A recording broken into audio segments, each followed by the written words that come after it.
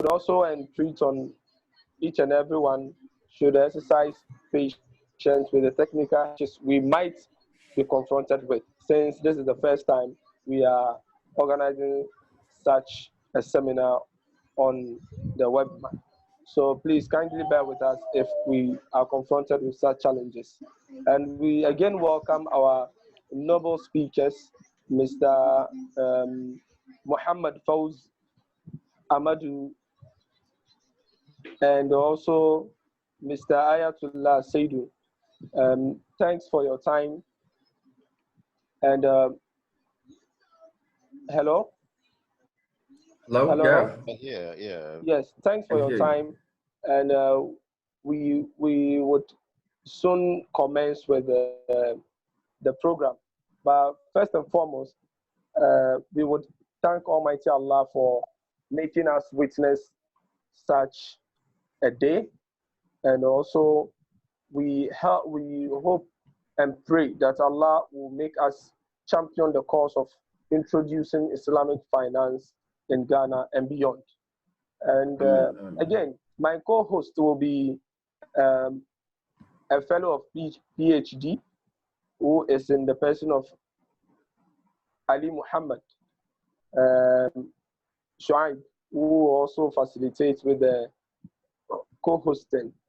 So without much ado, I would now introduce my co-host, who is Shuaib Ali, who would also give us a brief insight as to what IFRIC stands for and what is our core mandate as an institution. So Mr. Shuaib Ali, over to you. Assalamu alaikum wa rahmatullahi ta'ala wa barakatuh. As I was introduced, my name is Ali Shuaib, a PhD fellow from Jiangsu University in China. The name IFRIC, what it stands for is Islamic Finance Research Institute of Ghana. Our core mandate is to carry out research works to find out more about Islamic finance and beyond. What we do in when it comes to our research works, we are looking at all angles, right from the general finance down to the Islamic finance. So what we do as a group is to champion the cause of Allah, that is bringing in Islamic finance in Ghana and West Africa in general. Islamic finance, as we all know, has been in some part of Africa. But when it comes to Ghana, we are practicing the conventional banking. Conventional banking as in the normal banking that we do with riba. So our course here is we are come on board to come out with research works that will enable us to introduce Islamic finance in Ghana and as well as go beyond Ghana. So that is a little brief information I will give with respect to Islamic finance. So Mr. Musa Ismail, you can take over with the first speaker. Thank you. Okay. So thank you for that insightful and brief view of IFRIC. I hope and believe that we are all now much abreast with what IFRIC stands for. Okay, and to begin with, as we know, in the framework of fostering and launching vast, remote, and also in support of Islamic banking as an alternative to offer support in the economic, financial, and monetary reforms of financial institutions, we deem it necessary that we, the Muslims, start by championing this cause before any other person comes in. And since we know we have seasoned resource personnel who can do that for us. That's why we want to leverage on their professional and academia experience for us to all benefit and appreciate the essence of Islamic banking. And we have wonderful personalities to do that. And I must say, we are very, very grateful that they even honored our invitation within the shortest possible time. We didn't give them enough time to prepare, but Alhamdulillah, they are also championing the cause of Allah. May Allah bless them, and we hope and pray they also help us in achieving this goal.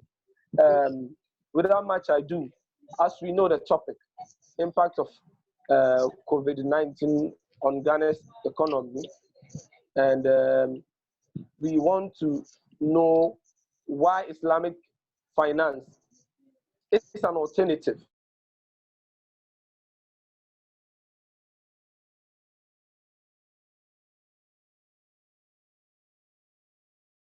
The person of Mr. Fawz Muhammad, who is the director of GM Ambassador.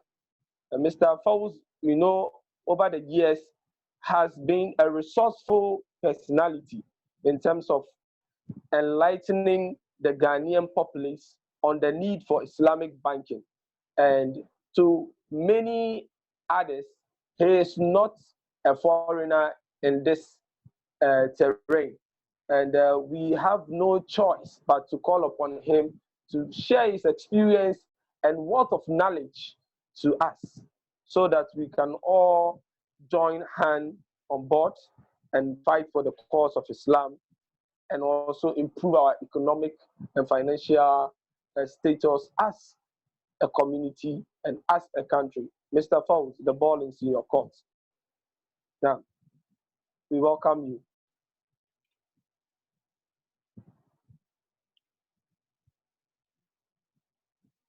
Mr. Fawz.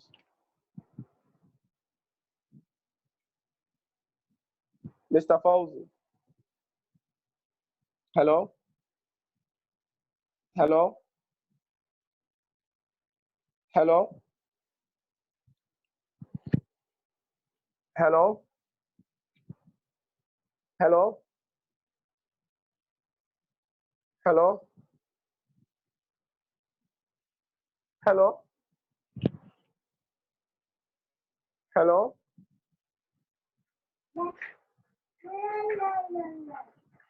Assalamu alaikum. Wa alaikum salam, Mr. Fawz. Wa alaikum salam. Alaikum assalam wa rahmatullah. Okay. Bismillah wa salatu wa salam ala rasulihil kareem. Rahmatullahi lil alamin, khatam al anbiya wal mursaleen. Thank you very much for this opportunity. We thank Allah subhanahu wa ta'ala for giving us the opportunity to be here. And since we don't have too much time, I will just jump into it. Again, I have said my salams to each and every one of you, the organizers, the co-hosts, the moderators, my fellow speaker, and then, of course, our listening brothers and sisters out there. The Islamic finance, impact of COVID on Ghana's economy and Islamic finance, how can it help? COVID, as we all know, is a big disruption. It has come at a time, it's an emergency, but it's an emergency which has significant disruption following it. Our government spending is now going haywire because money that was planned within our budget has to be reallocated to fight this emergency. So we definitely expect to see a lot of disruption in our planned development projects for our economy as planned by the government. Another thing it is introducing is increased indebtedness, unfortunately, because already Ghana has started borrowing as part of its solution or its attempt to resolve or manage COVID. So definitely indebtedness is something that we are going to suffer. And it's not good news because within our current financial dispensation where servicing of debt comes with interest, which is compounded over time, that is going to be a great burden and put a lot of pressure on our finances. Unfortunately, our GDP growth is also going to suffer, potentially up to 62% reduction in our expected GDP. It was supposed to be 6.8. Now they are thinking that it will come down to about 2.6. So that is a significant reduction in our expected growth in GDP. Then our revenue targets is going to be missed considerably because government is going to rake in less than what is expected because of the unprecedented disruption in business around the country. So that is going to be another impact that COVID brings to us. The stabilization fund, which is supposed to be a sort of insurance for the country, is going to be weaker because the government has had to tap into it in its attempt to quickly face and manage the COVID-19 problem that has occurred. So these are issues that some of the impacts that we are looking at. We are also looking at a decline in trade volumes due to disruption in global supply chain. We are not going to be able to export as much as we do previously, and also our imports are going to suffer. That being the case, there's going to be a need in import substitution, and to the extent that we can substitute or otherwise, our economy is going to have to face some significant disruption. Ghana is now an oil producing country, so the other issue that affects us is the decline in global oil prices that is happening during COVID. And even because of COVID, we are looking at how much efforts or how much the industry itself is going to be able to continue producing, given that there are lockdowns across the Gulf and other oil producing countries around the world. Foreign direct investment, which Ghana depends on and has been seriously working on to help our country, is definitely going to suffer because there is less travel, there is less business interaction, and so foreign direct investment is something that Ghana is going to suffer. And then we will be wondering when Ghana is going to be able to have the investors comfortable to begin to travel and then to come visit with us and to inject foreign investment into our various projects in Ghana. Foreign exchange is also an issue. There's definitely going to be problems with foreign exchange because, again, the foreigners are not coming. The Ghanaians abroad, some of whom are losing their jobs, cannot send money home. Those are monies that we really depend on for our foreign exchange transactions, and so that is going to be a problem. It is not all negative because what it also means is that a lot of Ghanaians and Ghanaian companies who would otherwise be buying from abroad will keep their money at home. It's going to be a mixed effect when it comes to that foreign exchange. Again, I've mentioned the stabilization fund, so I wouldn't mention that again. And then tourism and foreign remittance. Tourism is going to suffer quite a bit. Again, we all know the president actually has an executive order that actually stop people from entering the country. So definitely that is affecting tourism. And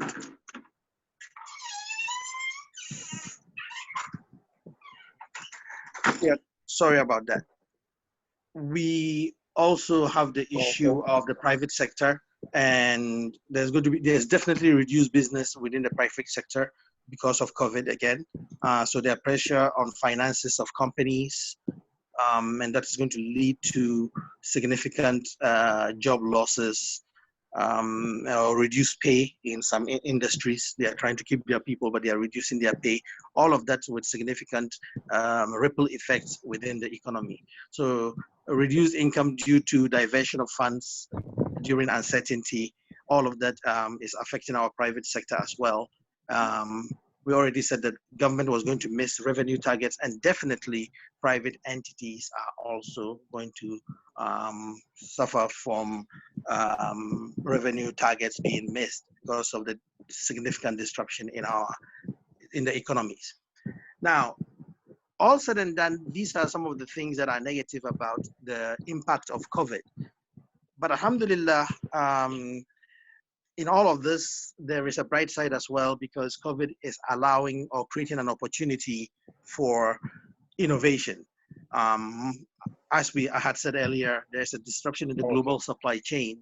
And so with the disruption in the global supply chain comes an opportunity for local entrepreneurs to fill in the gap when it comes to substituting with our local capacity what we are missing from this global supply chain. So it's creating an opportunity for innovation. And we've already seen some examples in the creation of ventilators by locals, locally created sanitizers, and also sanitizing solutions, some of which have actually even gotten recognition at the international level. So that is good.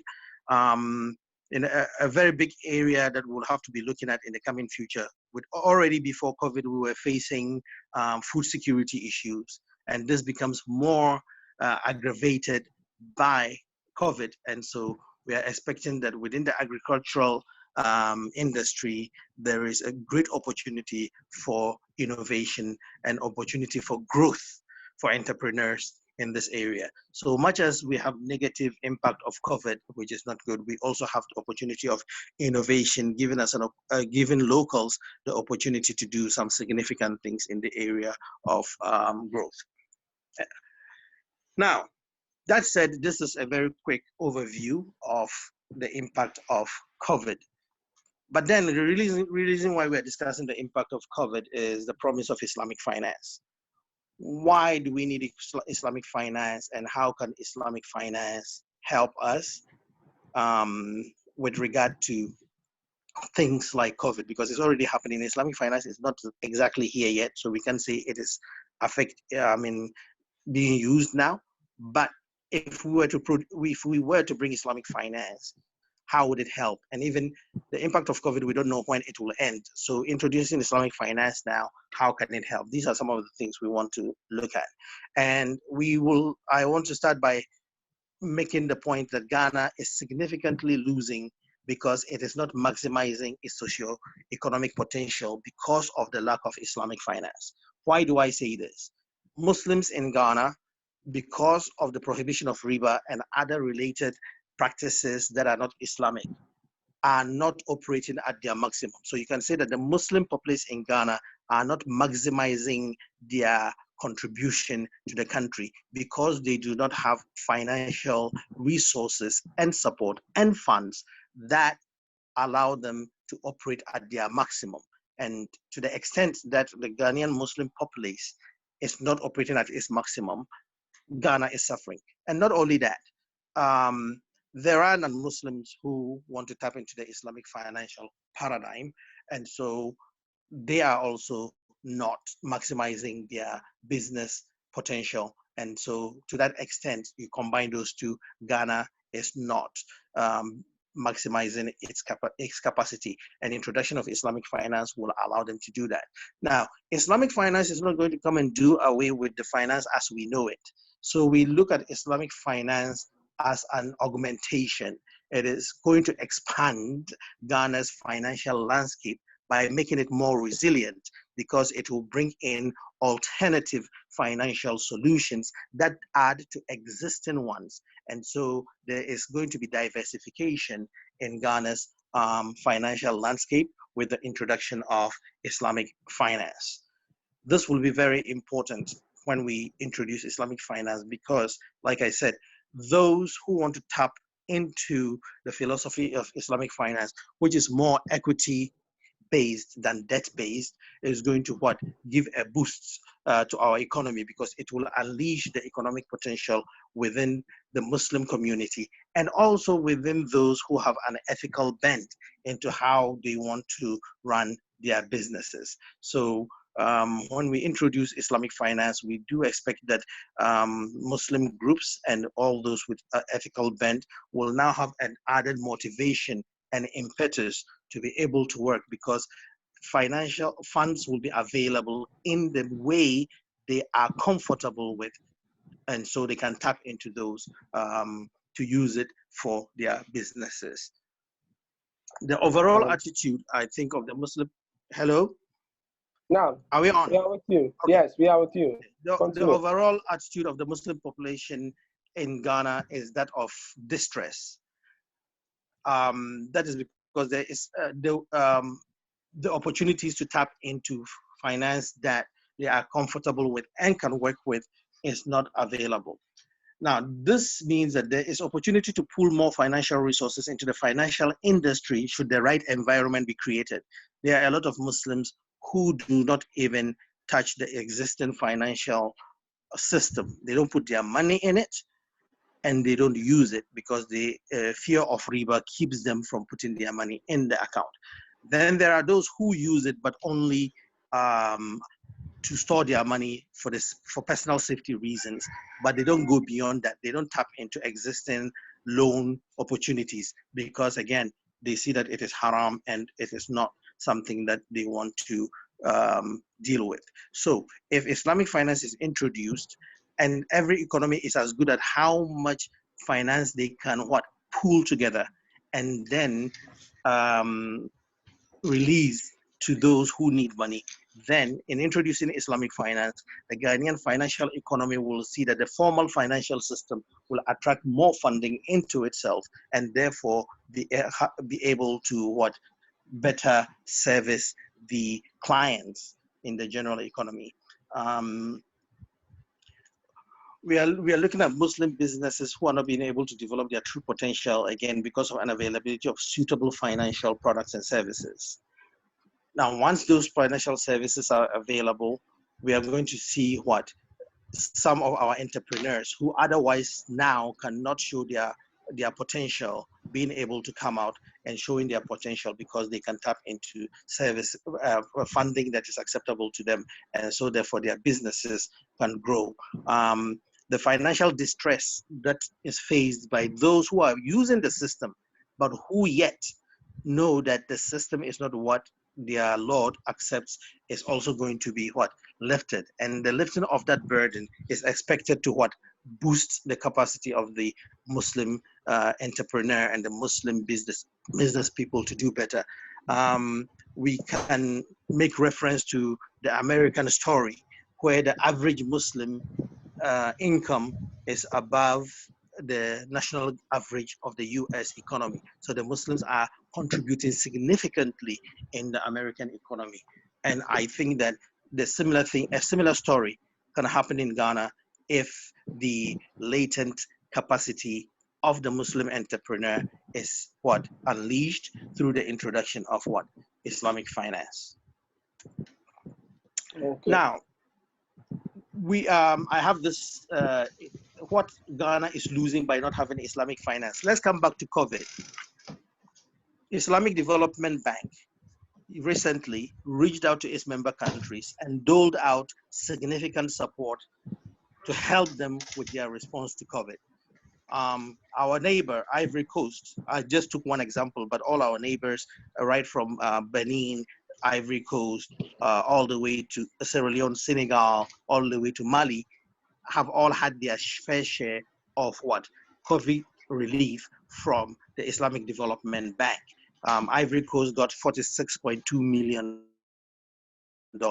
Definitely money that Ghana would significantly have found very useful if we had gotten it. But because we are not members of IDB, of course, we've lost out on that intervention. And so another reason why we should push for Islamic finance, because it will give us an opportunity to tap into these multinationals who have an Islamic bent. How are we doing for time? Yes, please. Yeah, we are doing fine. So 4 minutes. That you have 4 minutes. You have about 4 minutes. Okay. So yes. Like Islamic finance. So I just have to summarize this because I have too much to say. But here we look at the benefit of Islamic finance from the level of government, the Muslim community. We've talked about that. It will unleash our potential capacity. But if you look at the general public as well, they will be able to tap into funding without recourse to the barriers that exist in the current financial system. For example, where you need to have collateral before you would actually get money from the banks, because if you don't have collateral, the banks are unlikely to give you money. The strength of your business case is not good enough to give you funding. Islamic finance is going to change that, where the paradigm will de-emphasize collateral, but look at the value proposition of your business. So you see that the human resource capital of Ghana will best be used because it's the idea that will be valued, not whether you have money or not. So the best brains don't get to lose out of what? Contributing to the economy when we introduce Islamic finance. Now, from the level of government, government is going to be able to what? Diversify its pool of foreign direct investment, and especially use funding that does not use interest as a basis of what? Debt servicing, which will significantly be a boost for the Ghanaian government, because debt will not be compounding anytime we are not able to pay, so that over time the amount becomes so humongous it doesn't make sense. Number two, because Islamic finance is equity based, there may not be a debt to finance at all if you take the money and invest it appropriately and there is a loss, because Islamic finance is based on profit and loss sharing. So it gives some impetus and a boost and a strengthening of the foundation to the financial economy. There's also the issue of inflation, because Islamic finance doesn't create money on the books. It sort of brings a discipline into what? Our money creation and how it is done. Because Islamic finance institutions also participate in the business, it brings an added layer of protection, because they will make sure that the money where they are putting the money into are viable business opportunities, not white elephant opportunities from the point of view of government. So this is another discipline that Islamic finance will introduce into our system. By and large, now,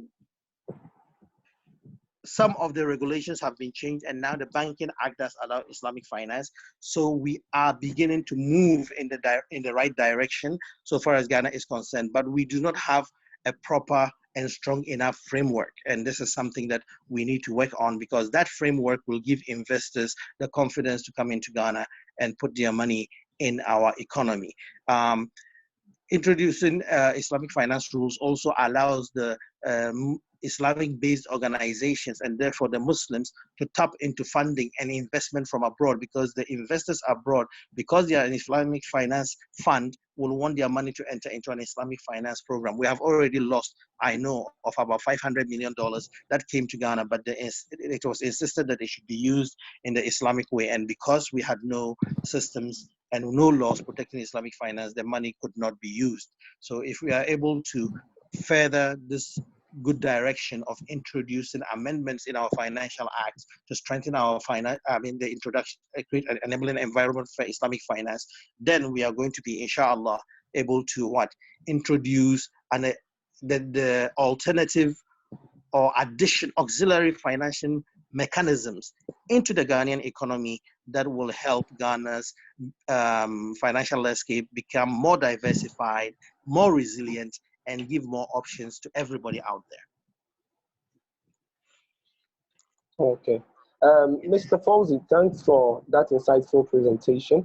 But we would like you to continue. We have allocated 5 more minutes to you, so please kindly continue. Proceed. I see. Okay. So where we are Ghana, Maxim, I already spoke about this, so I've did the summary, so now you're allowing me to go into the details.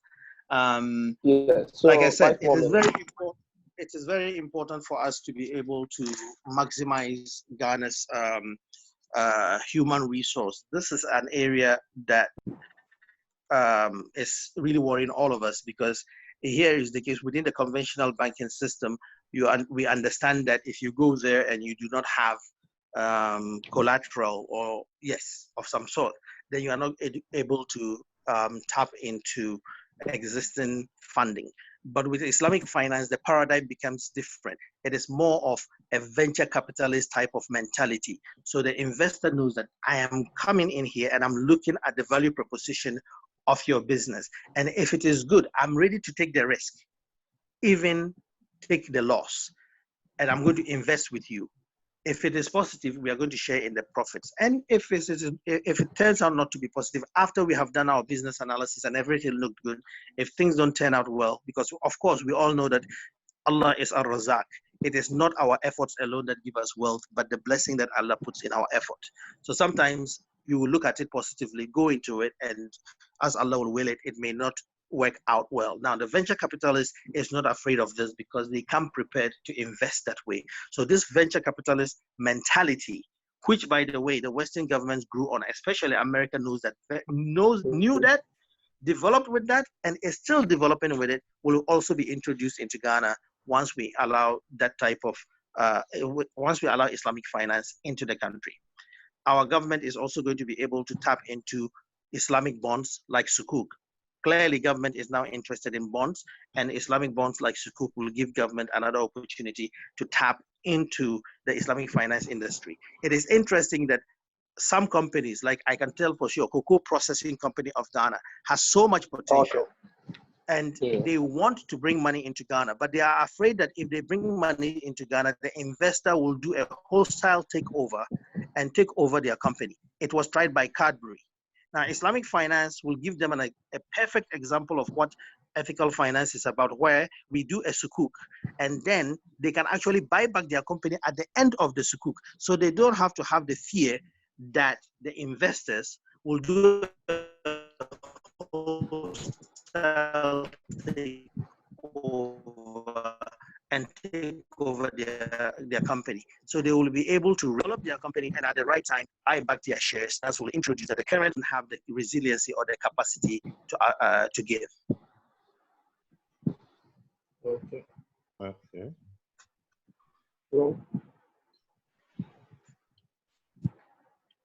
Hello? Yes. Yeah, hello. We are Yes, on. Mr. Fong.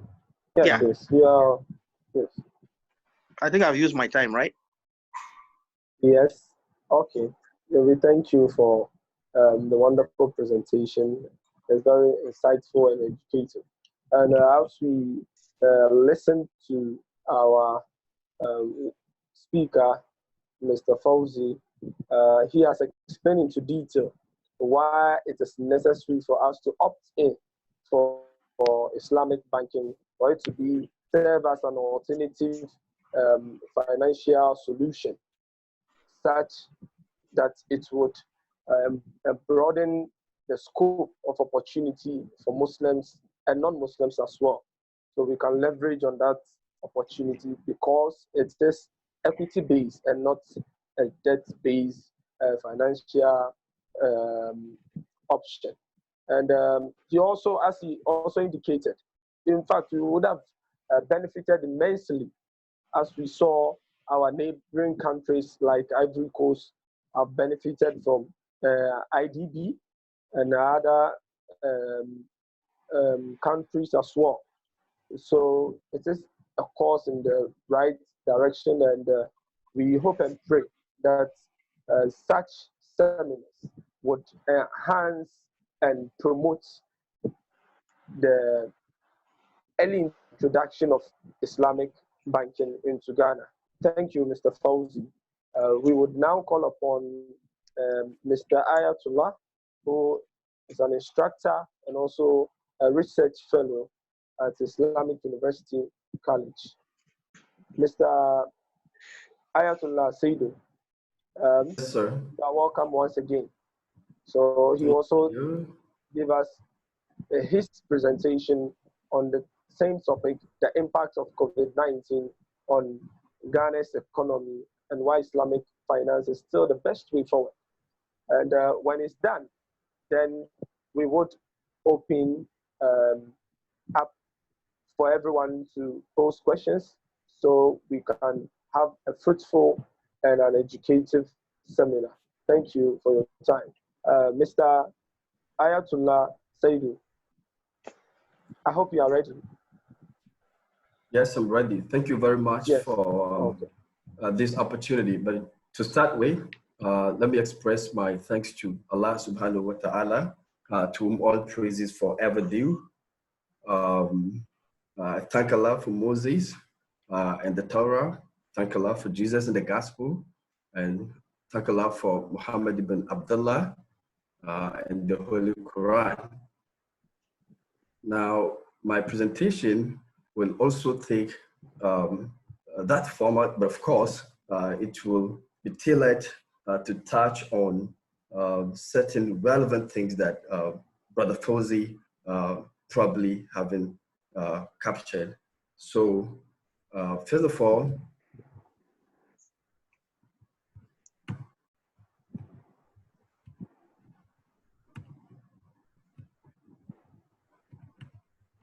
all right.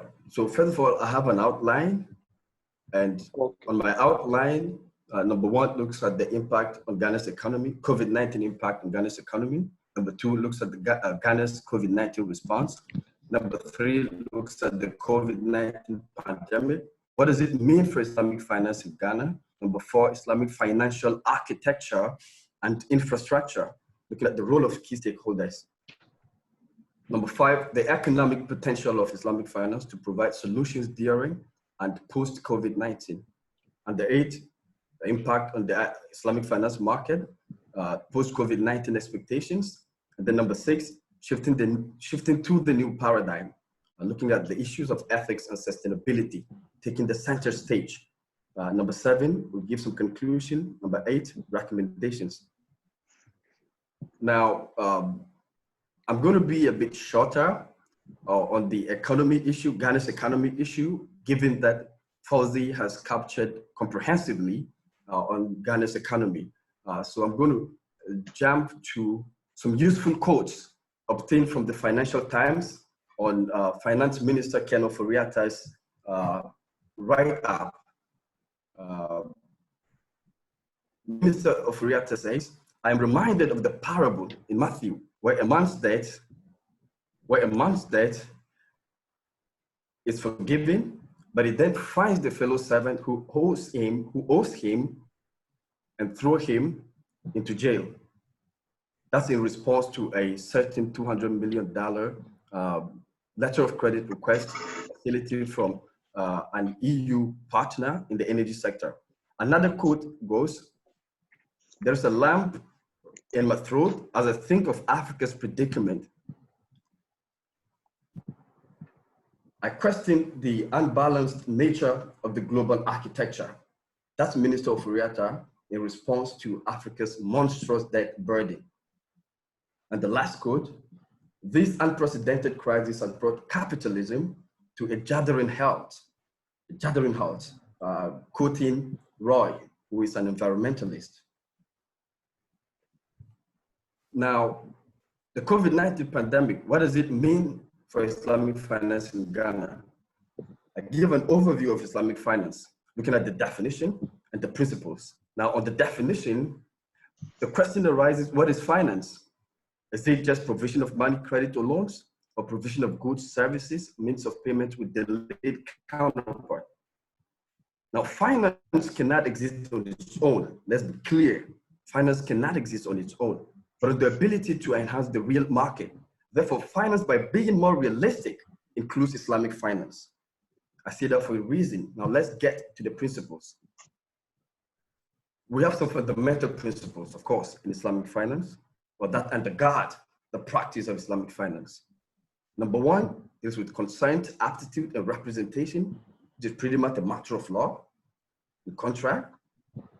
Number two, balance, i.e. economic justice. Number three, moral commitment and screen. Number four, Sharia permissibility. Number five, realism.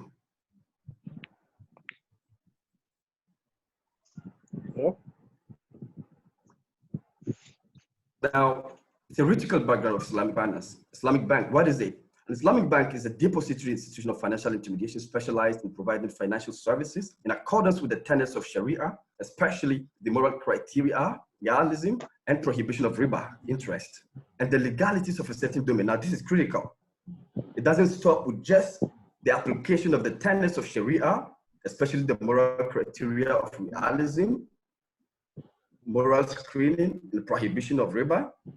It also takes care of the legalities of a certain domain, i.e. a new market, for instance, maybe a secular market. An Islamic bank may be for commercial or for investment. So I look at the similarities between Islamic finance and conventional finance. Now, both provide finance, both are financial intermediaries, both are risk and liquidity conscious, both influence and affect the monetary system, both are credit or money creators, and both are mostly subject to similar regulations. Both have similar assets composition, both have similar demand or current deposit, both provide same additional side services, both have short and medium-term vision or scope. So next, the differences between Islamic banks and conventional banks. Islamic banks focus on commodity, service, and projects. Conventional banks or lending. Islamic banks strongly linked to the real market. Conventional banks mostly detached from the real market.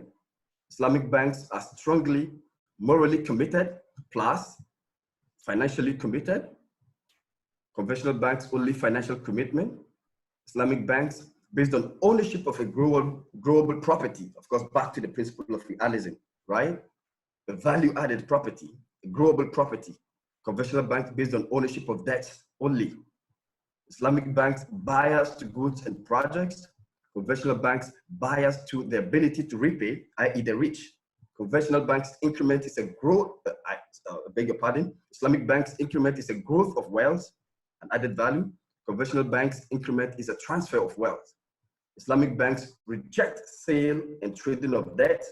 Conventional banks accommodate sale and trading of debts. Islamic banks are necessarily developmental. Conventional banks not necessarily developmental. Islamic banks keep resources in the real market. Conventional banks withdraw resources from the real market. Islamic banks bear ownership and credit risk. Ownership is critical in ownership. Ownership risk, rather, is critical in ownership. Therefore, Islamic banks bear ownership and credit risk. Conventional banks bear credit risk only, as if ownership is not a priority. Therefore, what becomes, for instance, of the accounting principle of prudence or conservatism? Islamic banks are socially or morally committed, and conventional banks are socially non-committed. Now I get some lessons drawn from the pandemic, and I establish a thesis that is pretty much buttressed by the presentation of Brother Fauzi. The Islamic structure of prohibiting interest, riba, reduces the financial burden, which can be seen especially in this pandemic.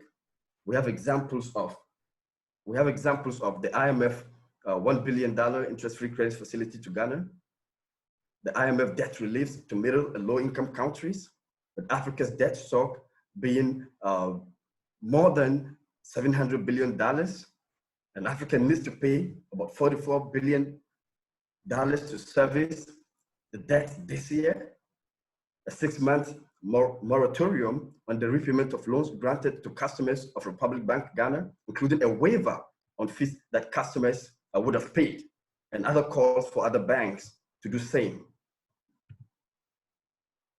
So a brief evolutionary theory of financial intermediation in Islamic finance.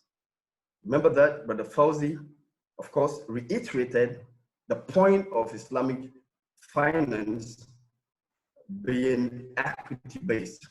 That's true. Well, an evolution has occurred. In the generation 1, we see a lot of the equity-based practices, profit sharing, profit and loss sharing.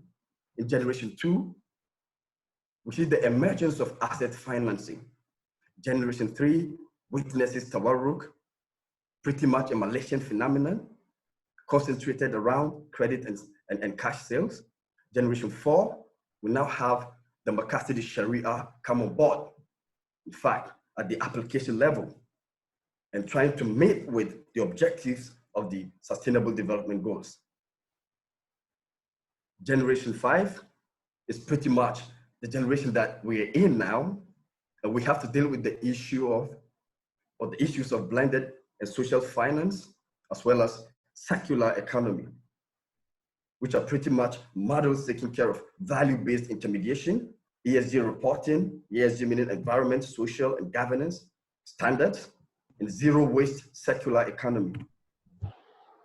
Now, Islamic financial architecture and infrastructure, the role of key stakeholders, again, Fawzi comprehensively demonstrated the need for Ghana to get on board and to reach out to these international partners, such as the Organization of Islamic Cooperation, Islamic Development Bank, Islamic Financial Services Board, Accounting and Auditing Organization of Islamic Financial Institutions, our IFI, and the local partners, which we know already, the Ministry of Finance, given the work it has collaborated with the Bank of Ghana to do, and of course the Bank of Ghana's own steps taken along the regulatory path. Now, just to add, to be a member of the Islamic Development Bank, which Ghana is not, Ghana has to join the OIC, because that's a basic condition for membership of the Islamic Development Bank, so that it can tap into these additional financial resources that it can get. But the OIC is currently made up of about 57 member countries, 28 of them African countries, and 14 of them West African countries, our own neighbors.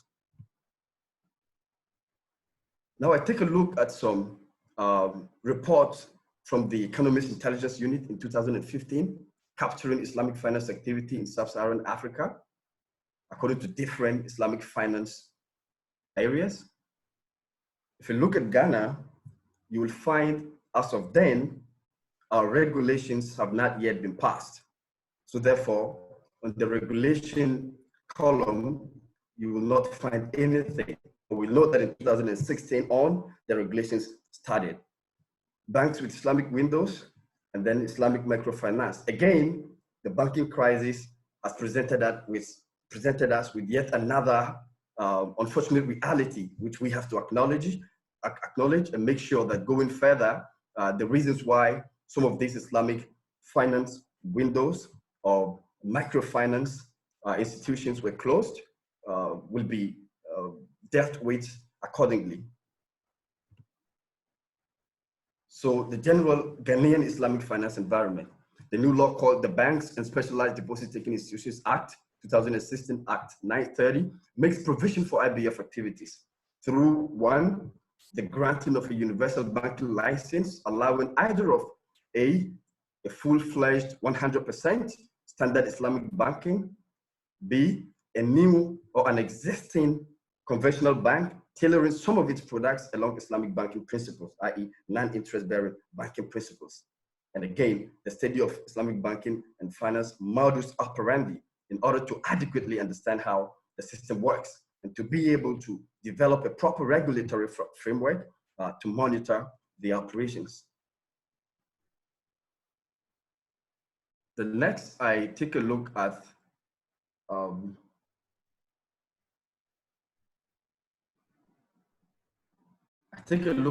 some critical issues of concern dealing with monetary and fiscal policy adjustments, and of course, financial engineering, product development, i.e.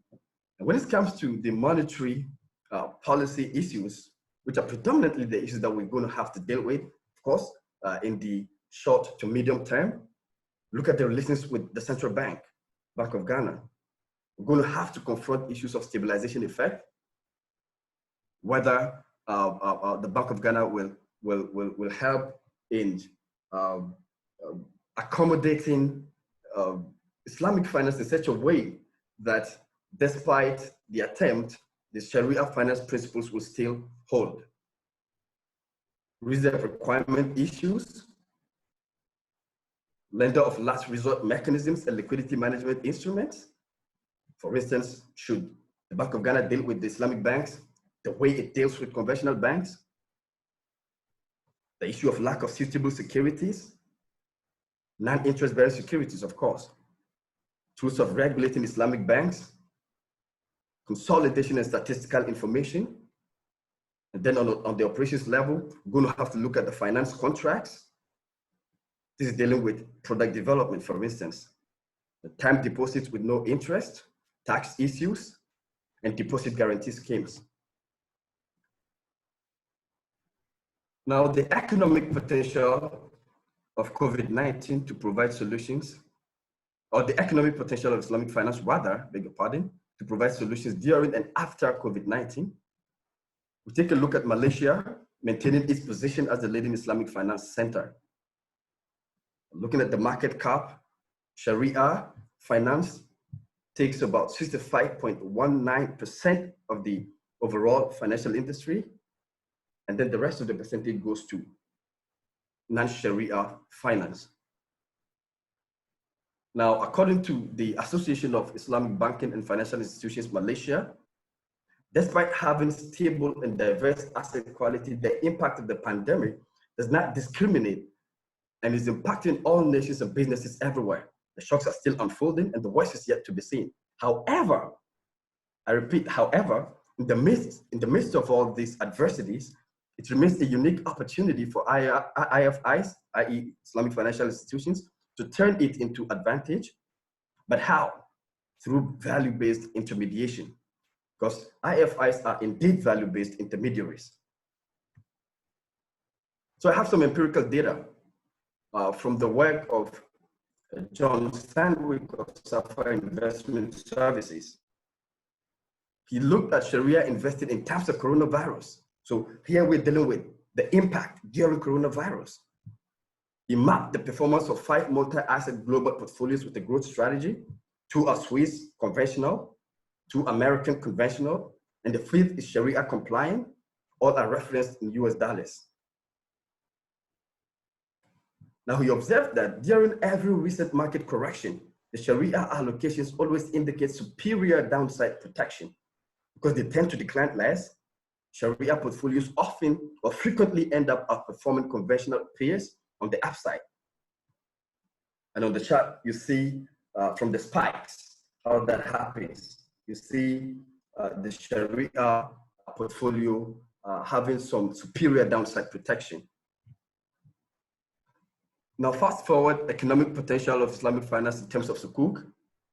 Our IFI Sharia standard number 17 defines sukuk as certificates of equal value representing undivided shares in ownership of tangible assets, usufructs and services or in the ownership of the assets of particular projects or specific investment activity. But the IFSB 2019 report says that new sukuk issuance in 2018 reached about 93 billion USD. Sovereign issuance once again accounted for the majority of issuances in the market. Corporate sukuk issuances saw a significant boost in 2018, amounting to a total of 24.4 billion USD. Now there's some observation, right, in terms of the sukuk market trends. Sustainable and green sukuk issuances was strengthened in 2018.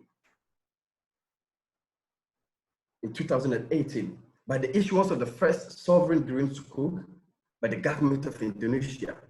Now, this is a critical conversation we have to observe, because in my subsequent slides, I'm going to make some statements with regards to the green economy, if you like. Sustainable and green sukuk issuances was strengthened in 2018.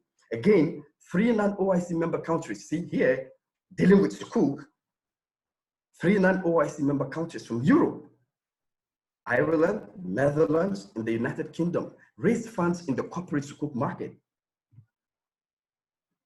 And we have some charts here to give us some picture of the market performance, global sukuk issuance performance during 2019 as at end November shows a positive outlook. Latest global sukuk issuances, particularly in 2018, dealing with both financial issuance and governmental issuance.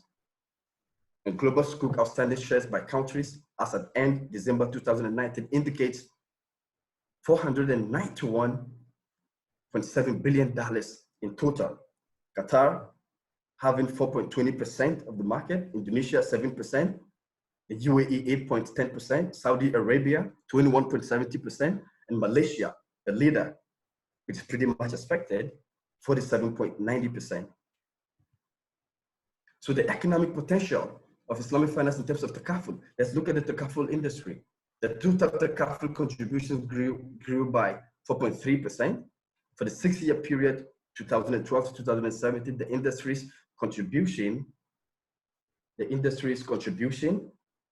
grew at a compound average growth of almost 6.9%. By region in 2017, the GCC has about 44%. The MENA region, Middle East and North Africa region, has about 31.4%. South and Pacific Asia, 22%. Sub-Saharan Africa, 2%. Economic potential of Islamic finance, looking at the Islamic funds market. Islamic funds increased to a total of 1,292 primary share funds. The geographical focus of investment made by Islamic funds remains largely consistent with previous years, particularly the top 5 categories, with the largest being funds that have a global focus. The geographical focus on emerging markets has also increased in 2018 compared to the previous year. And on the right corner, you see a chart capturing the returns of Islamic funds by geographical location. And on that, you see the United States of America, even on the top in terms of returns. That says a lot to Ghana. Now, the economic potential of Islamic finance, post-COVID-19 expectation. Now, like it or not, we're having to deal with the reality of human survival, okay? Today, the reality of human survival. Secular stagnation, yeah, that's an issue. But we are moving gradually to a more ethical and sustainable financial and economic architecture. With that, what does Islamic finance, or what does Islam have to contribute through finance and economics, for instance? Maqasid Sharia, which deals with, Maqasid Sharia basically are the objectives of the Sharia. We have the Islamic Development Bank Comprehensive Human Development Goals, and we have the United Nations Sustainable Development Goals. Now, these 3 are pretty much some fundamentals that have to be reconciled. And thankfully, that reconciliation has occurred. And we now have an Islamic finance environment where there's a direct correlation between the Sharia finance principles and development agenda. So have a look at the Maqasid Sharia, dealing with 5 key objectives: intellect, dealing with education; lineage, protection of the family; life, protection, self-respect and human dignity; wealth, protection of property; religion, protection of values. So a policy convergence has to be done, but according to a criteria. What is the criteria? Well, as far as I'm concerned, in Ghana, we are still debating over our vision, our vision, our development vision. We're still debating.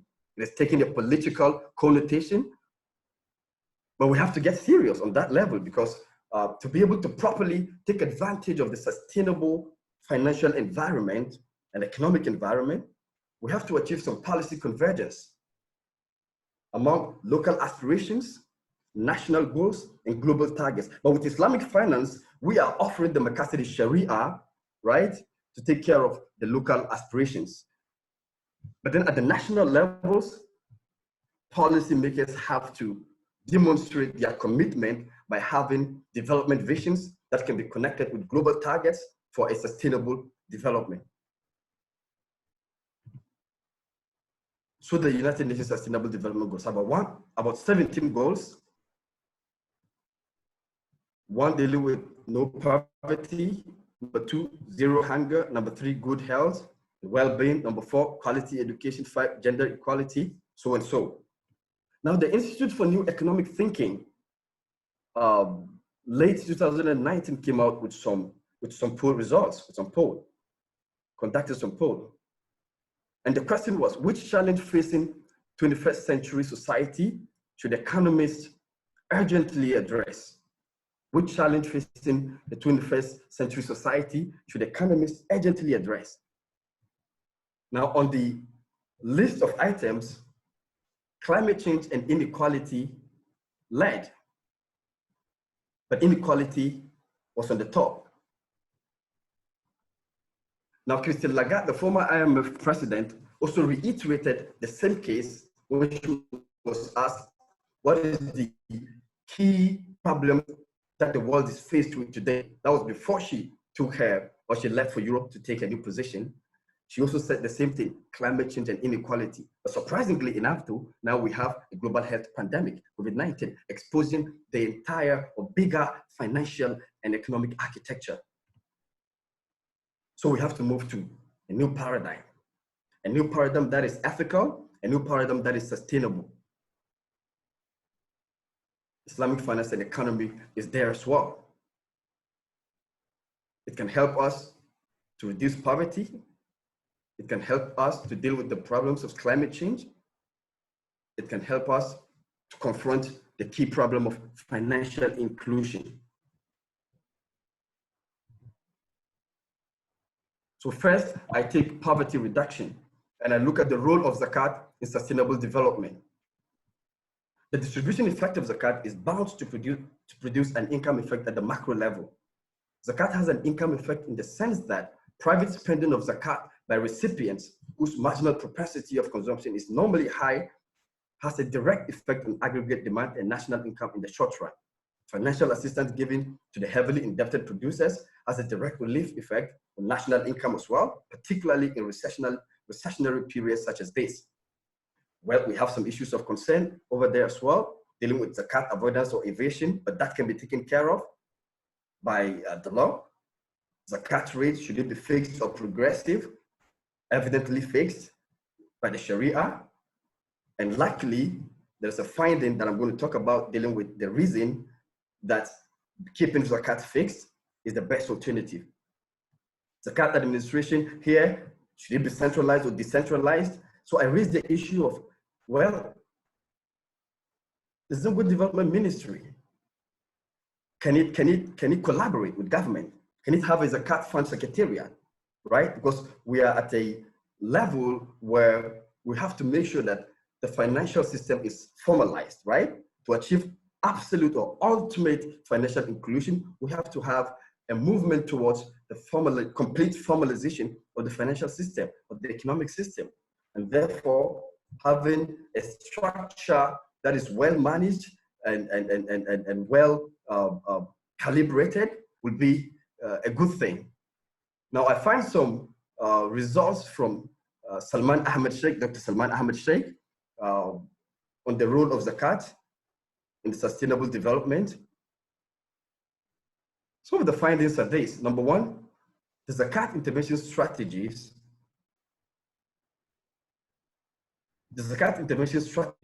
can help to achieve many of the sustainable development goals. In fact, about 8 of the goals can be achieved using zakat intervention strategies. The correlation between GDP growth and zakat to GDP are either negative or weak positive, meaning that zakat can function and perform the redistribution role irrespective of the phase of the business cycle, unlike the progressive tax system, right? Pay as you earn. So that depends on the performance of the economy, that depends on the performance of the business. Over here, you are paying a fixed rate, right? And especially when it is found to have a negative or weakly positive correlation with GDP growth. The constant zakat rate of 2.5% provides stability in financial planning. Therefore, the institution of zakat has a counter-cyclical stabilization potential in the economy. So on the fiscal policy front, this is a matter of consideration. On climate change, we look at the role of the circular economy. Now, whether we like it or not, we need to save humanity. We need to move from the conventional Homo economicus assertion of maximizing profit and minimizing loss. But to whose expense? You want to minimize loss and maximize profit at the expense of the environment in which you survive? Where do you get the resources, first of all? Without the resources, without protection of the environment, will you even have the chance to think about profit? Evidently, no. Therefore, we have the idea of the circular economy. And the good thing about the circular economy is that it is accommodated by the Maqasid Sharia-driven comprehensive human development goals of the Islamic Development Bank. Like I said before, the Maqasid Sharia looked at what? Religion, values, wealth or property, that's a matter of economics, prodigy and family, protection of the family, mind and intellect, the essence of human capital development, i.e. education, of course, good education, life and dignity, self-respect, human dignity. And the good thing to learn from the secular economy is the consideration of the environment. The environment is key. It helps us to go to a zero waste economic system where we have to integrate ecology in business.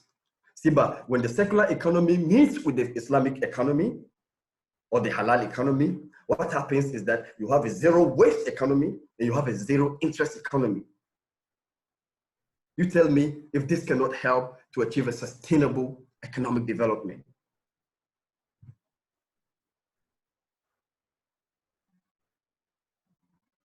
Islamic finance, look at it as a catalyst for financial inclusion. Now, for financial inclusion, we have to find various strategies. I think it's the talk of the town now. Of course, the talk of the town prior to COVID-19, and will continue to be the talk of the town after COVID-19, because our economy is deeply rooted in the informal sector. And therefore, getting a lot of people from the informal sector to gradually move to the formal sector will require a financial integration. In fact, even the financial system globally is integrated, or at least it's on the verge of being completely integrated. So hence the need to strengthen financial inclusion. But how? We can do that too through Islamic finance. Islamic social and blended finance enables us to do that. Social and blended finance stands on three key characteristics: leverage, leveraging, or if you like, mobilization of private investment, impact, dealing with social, environmental, and economic impact, returns, usual risk mitigation can be done within that paradigm as well. So therefore, we look at bringing philanthropy and private capital to have a more impactful development. And on this, I would like to recommend the work of Mohammed Masoom Billah on Awqaf-led social and blended finance strategy. In that, there's a chapter which is co-authored by our brother, Abdul Jalil, dealing with poverty alleviation through agro-processing in the northern region. I'm sure this is a very good Islamic finance contribution in the area of financial inclusion, especially even dealing with the northern region, where we have a lot of poverty. On financial technology, yes, whether we like it or not, we have to confront the issue of technology, but that's the new normal. And to do that, the IFSB has found there's a number of fintech startups in the Islamic finance industry, and the number is continuously growing, but most Hello, Mr. Ayatollah. Yes, thanks sir. for your submission. I think we have exhausted the time allocated to you. Unknowingly, we have even exceeded the time. Alhamdulillah for that presentation. Okay. I hope our audience and participants as well have benefited immensely from your presentation. We thank you for the good work you have presented to us. Thank you very much. Now we will have the question and answer session where we would read your questions and suggestions that you have posed to our speakers so they can address them as such. I would quickly start with Brother Fauzi. Brother Fauzi, are you with me? Hello, Brother Fauzi.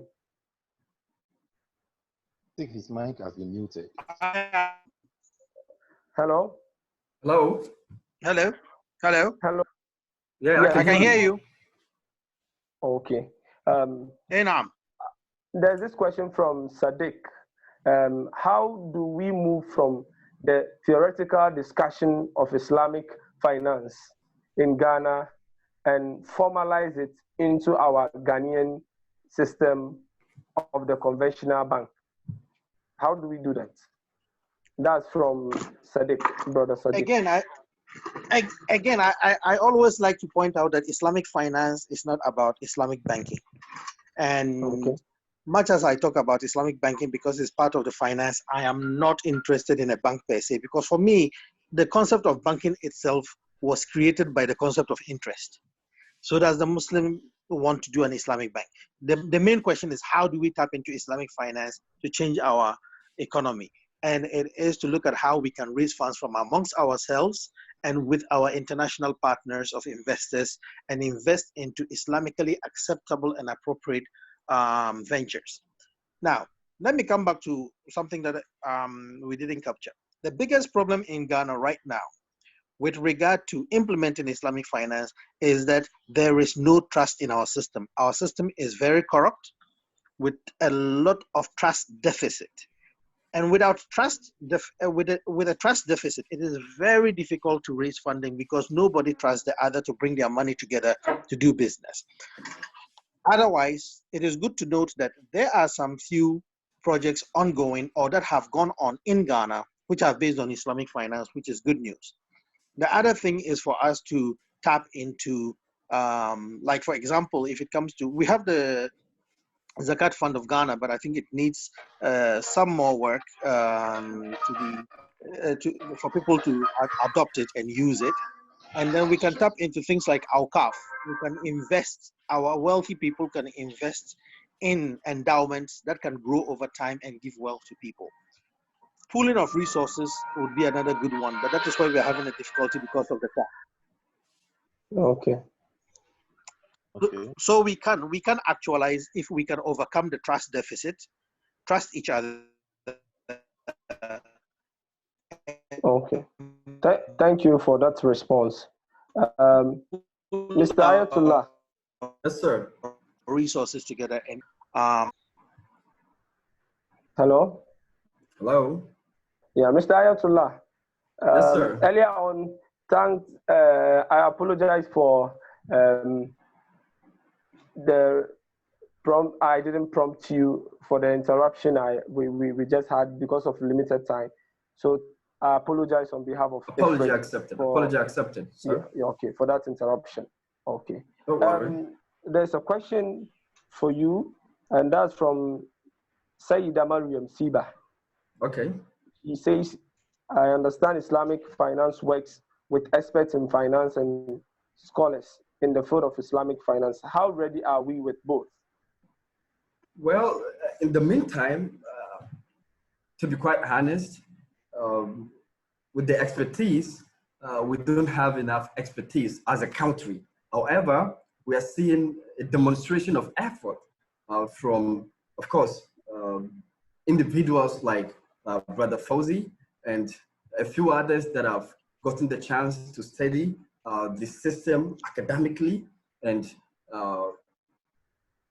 well, we have interested people who would like to give us, more of, if you like, more of the professional expertise, but we need to be ready. We need to express enough interest. Hence why we have our IFI, for instance, in the area of providing standardization, right? But the platform has been provided. We need to demonstrate our interest, and we need to tap into that level of expertise so that we can strengthen ours. And at the, if you like, regulatory level, the Bank of Ghana needs to intensify efforts in the area of research and development. We shouldn't just leave it to private researchers. I think it has the necessary regulatory and, if you like, professional ambience to provide that research and development protection. So that's about it.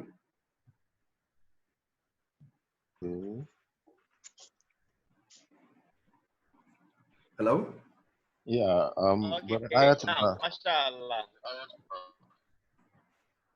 Ali. Brother Ayatollah. Yes, sir. Very much for your time, and thank you for your wonderful delivery and wonderful submission. A question that goes to you. The question is, it goes this way. Considering this pandemic, Don't you think that it is time for us to issue Sukuk as a way of tuning the economy of Ghana rather than running to the IMF for support? Obviously, yes. Of course, it is high time we issue Sukuk, but we need to go through the right process. We need to understand how Sukuk works. Is that right? Listing Sukuk is not really a matter of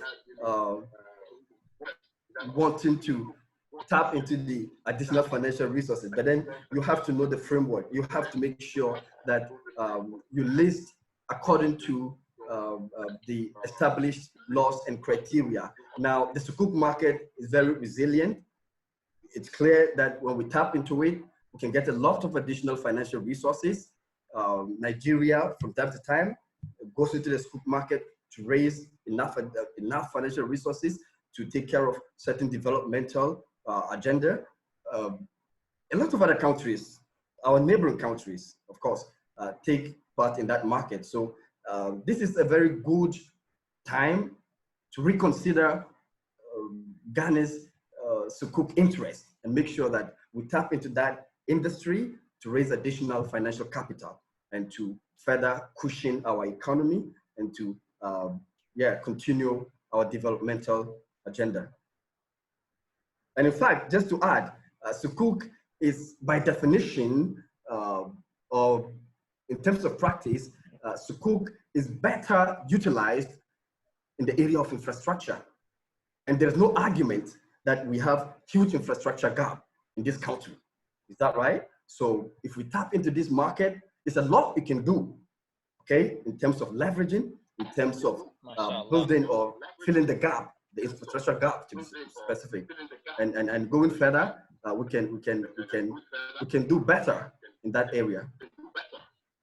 But we need to understand how the system works. MashaAllah. Thank you so much, Brother Ayatollah. Brother Fauzi, are you there? The next question goes to you. Can you hear me, Brother Fauzi?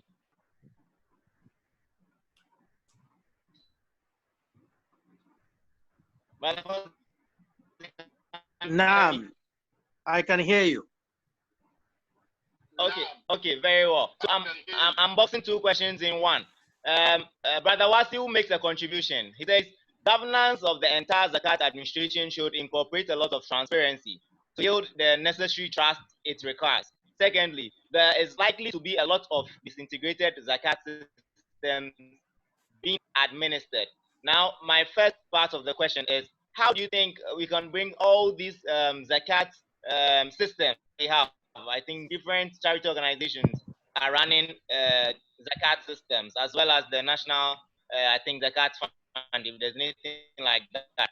Now, how do you think we can, on a national level, bring all these Zakat systems together? And where do you think we can start from? Because you can't control people's private, charity organizations, etc. And then quickly, the second question I want you to tackle is from Saida Mariam. Islamic finance. Yes, Islamic finance apparently has so much to offer the Ghanaian economy. So my question is, if Ghana adopts Islamic finance earlier than we expect, how ready are we in terms of human resource capacity? Finance in Ghana is not hijacked by a non-Muslim majority to safeguard the sanctity of the tenet of Islamic finance, that it won't be in any way corrupted long term. Brother Fauzi, I hope you got my question. Yes, I did. Okay, proceed. Yeah. With regard to Zakat, I think it's very simple. Anyone who is successful in building a transparent and accountable Zakat system will get the pool of Zakat going into that fund. So our duty is to do what Islam requires right in the first place, is to make that Zakat fund accountable and transparent. People must understand and see how their Zakat is used, and that it is what? Achieving goals. And then people will put their money there, because everyone who pays their Zakat wants it to go to where the benefit is sure and that their reward is secure. Okay? So credibility Transparency, accountability is the key. That is it for me on how we can work on zakat. I don't worry about the many myriad ones, because the best one will pull the resources, will attract the resources to itself. It must be transparent, accountable, and credible. Very well. Very now, well. when it, And then when the it next comes to question was about the human resource. exactly the human resource. Look, Now, Islamic finance is not unlike other financial systems. Right now, we have a deficit worldwide in the Islamic finance human resource capacity. However, the process is a process that can be taught. And alhamdulillah, Ghana has good human resource. So should anybody decide to invest good money in Islamic finance, they should be able to build a resource base. So we shouldn't worry too much. And I'm happy to announce, as I think I pointed out previously in some of our discussions, that there's a good number of Muslims that are now entered into Islamic finance and are ready to, they are ready and capable of, supporting the industry. So there's a good number of Muslims right now studying Islamic finance, both locally and internationally, who can pull their resources together to help us. The question was very important, that we should watch out to have Islamic finance hijacked. It can be. And that is why, as we push for Islamic finance, we must let our eyes be open and ensure that we are implementing Islamic finance both in what? Form and in spirit.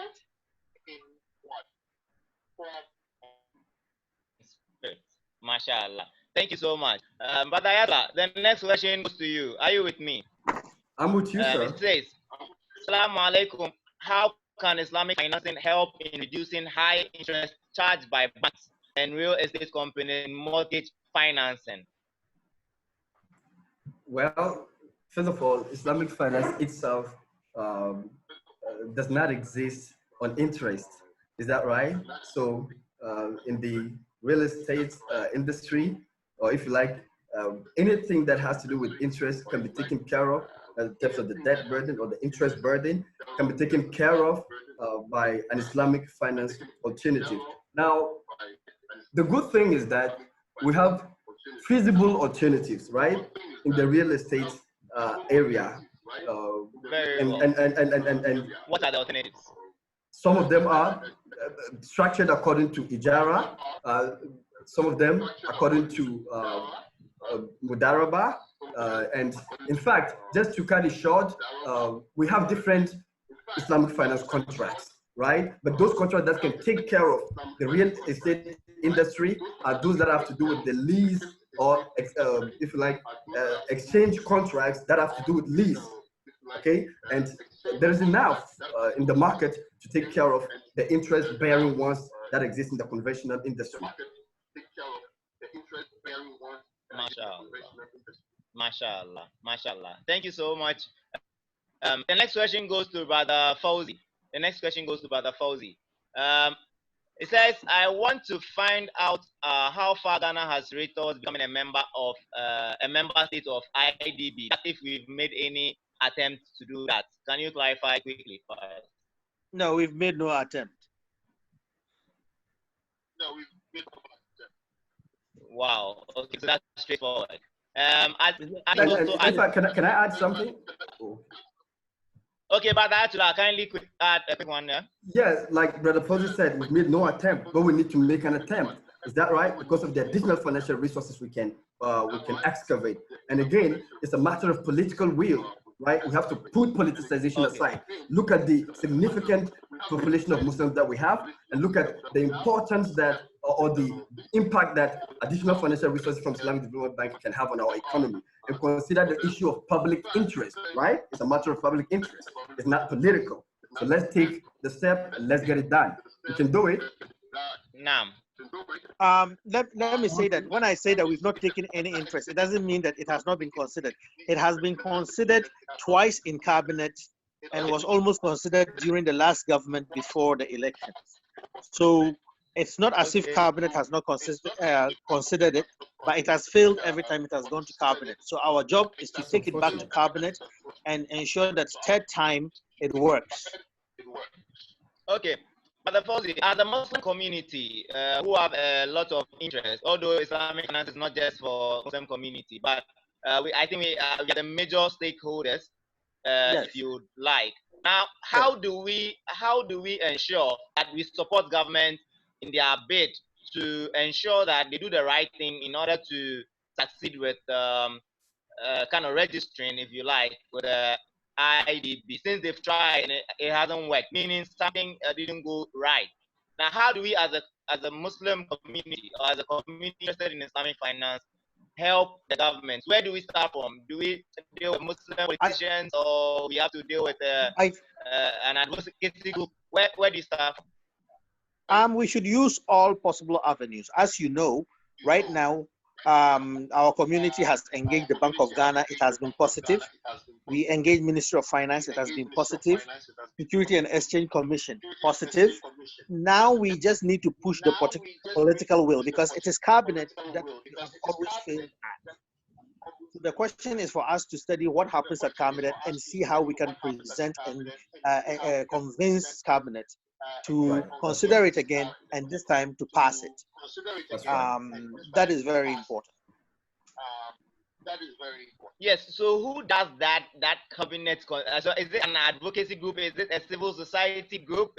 Where really do you get to have access to there is no one answer. All of us, all hands on deck. Individuals who have influence should go. Organizations like IFRIG now can also present their research to show that Islamic Development Bank can help significantly by showing the numbers that can influence. So, and then we can talk to the Muslim caucus in parliament. They should also do their part. Mashallah, okay. mashallah. So moderators, yes, this is the takeaway. Let's ensure we put this one down. Inshallah, to be one of the must also do their part. So there is no one single answer.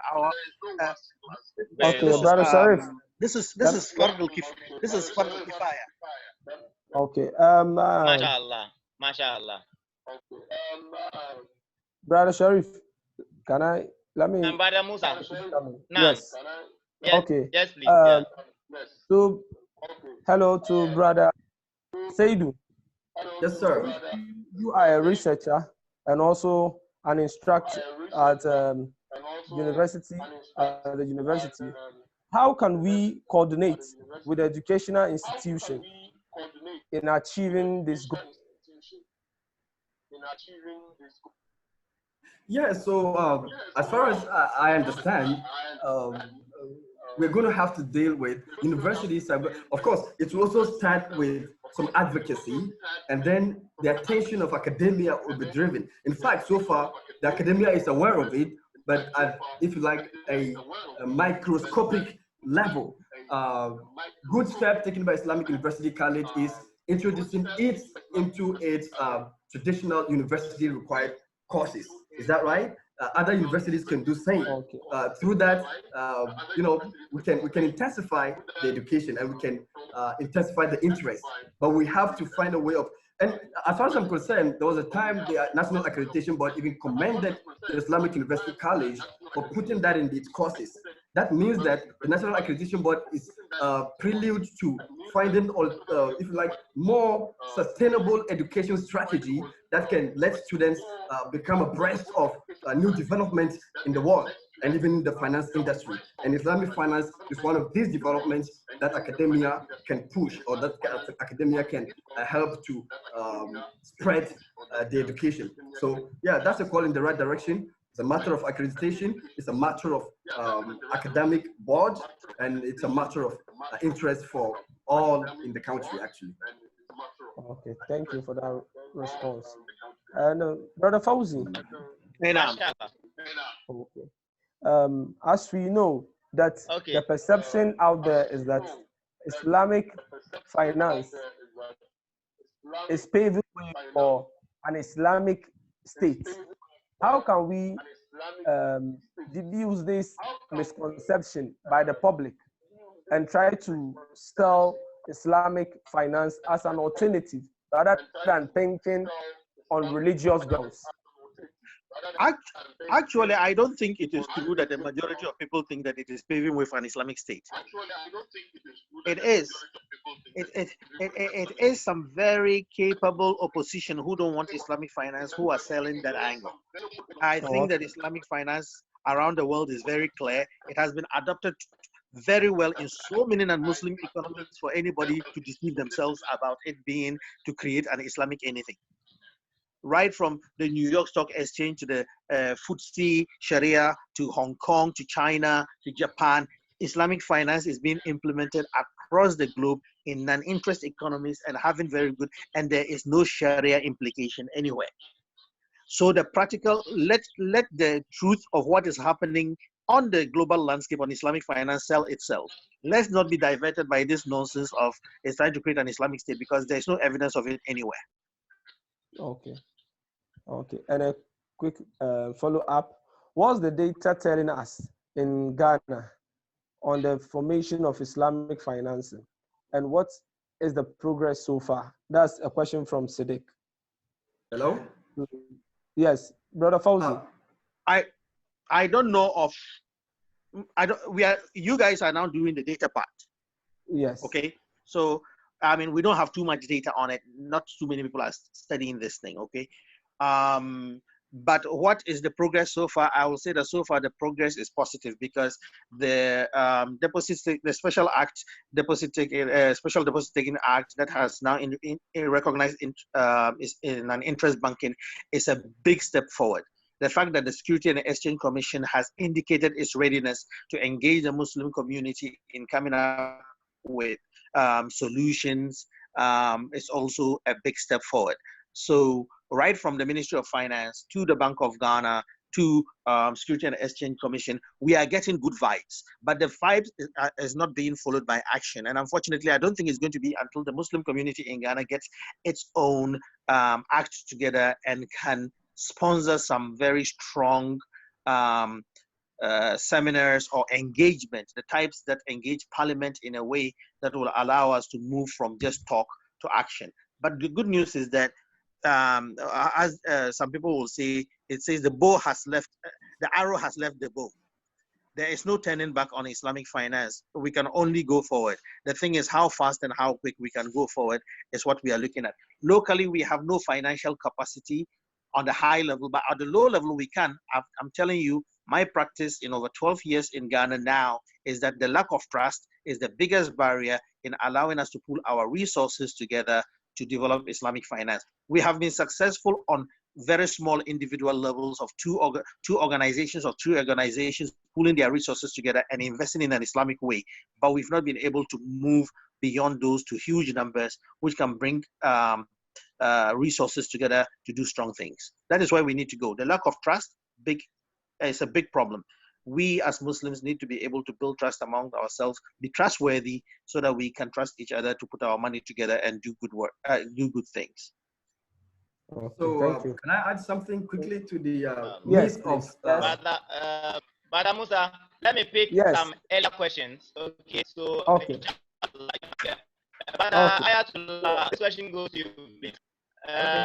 It says that will the introduction of Islamic finance displace conventional line is not in Ghana in the long term? What's the biggest risk to SACS or mitigating this risk? Can you take it again? The line was breaking. Did you hear? The line was breaking. Take it again. But, okay, can you hear me now? I can hear you now, sir. Go ahead. Very well. Brother Aziz asks, he said,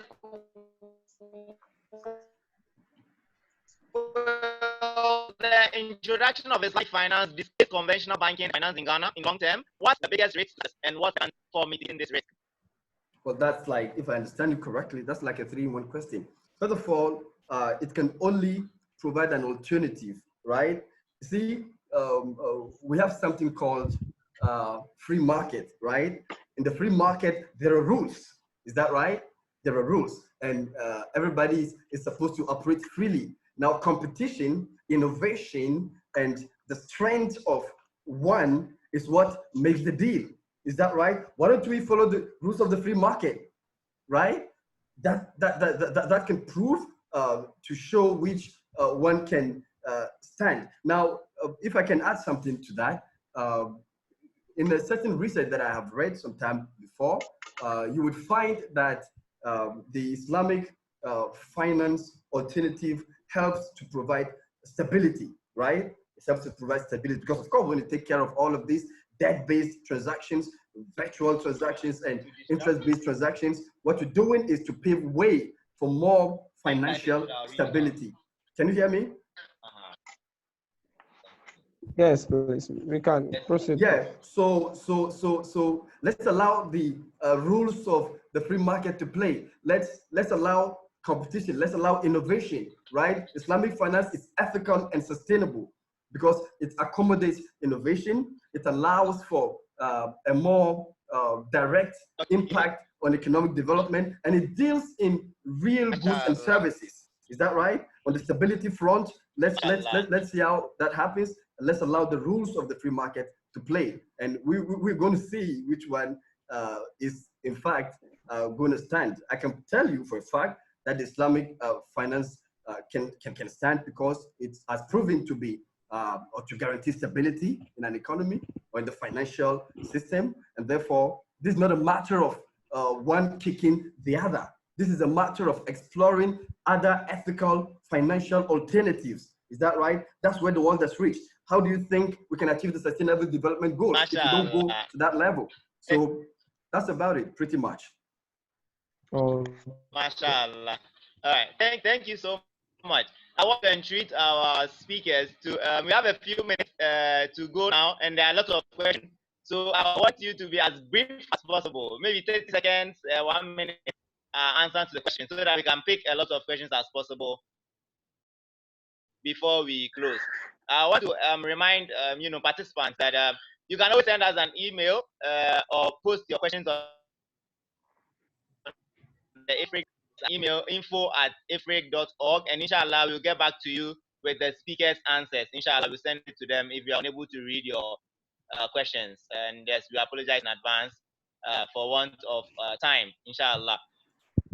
Someone says, how can I become a member of IFRIC? Yes, so you can send an email, inshallah, info@ifric.org, and we'll take it up from there, inshallah. But Mahmoud Jaja says, very solid presentation.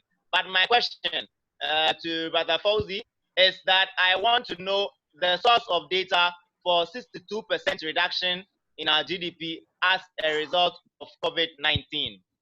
Brother Fauzi, can you help us with that? What is the source of data? It is the Minister of Finance. Minister of Finance's presentation to the IMF. Okay. As captured in the Deloitte and Touche review on Ghana's status with regard to COVID. thank you. Okay, very good. That was very quick. Thank you so much. And please, with the current situation and limitations, is there any existing halal investment in Ghana that one can venture in? Will be that if you name any. So this goes to both speakers. Quickly, but first you can start. There isn't one that I will vouch for, because there isn't one that I have vetted myself. I have heard of them. I have not had the opportunity to vet, to be able to say I can vouch for them, basically. But like I said, there are halal opportunities that Muslims can involve themselves in, like partnering with people who have opportunities, and then you share profit at the end of the day. A lot of those are going on. Okay. Going on. Okay. But I'll entreat, or inshallah request that you do a little write-up on this particular subject for us to share with the public and on our pages, because a lot of people are interested in this. Inshallah, but let me also just add that hopefully, inshallah, very soon there are plans to come up with formal corporate solutions for investment for the Muslim community. We are working on it. We are working on it, especially in the field of agriculture. Because of upcoming food security matters and stuff like that, and availability of land across Ghana. We have been in talks with Comog. I think Moody is doing something in that regard. And so I know that there is an effort to come up with a framework that allows investment, especially in the area of agriculture, that will pull resources from the Muslim community and other communities, and also do these jobs in communities, creating jobs for our own people within our own communities. Like with the Ministry of Zongo Development, the discussion has also started. Yes. Inshallah. Mashallah.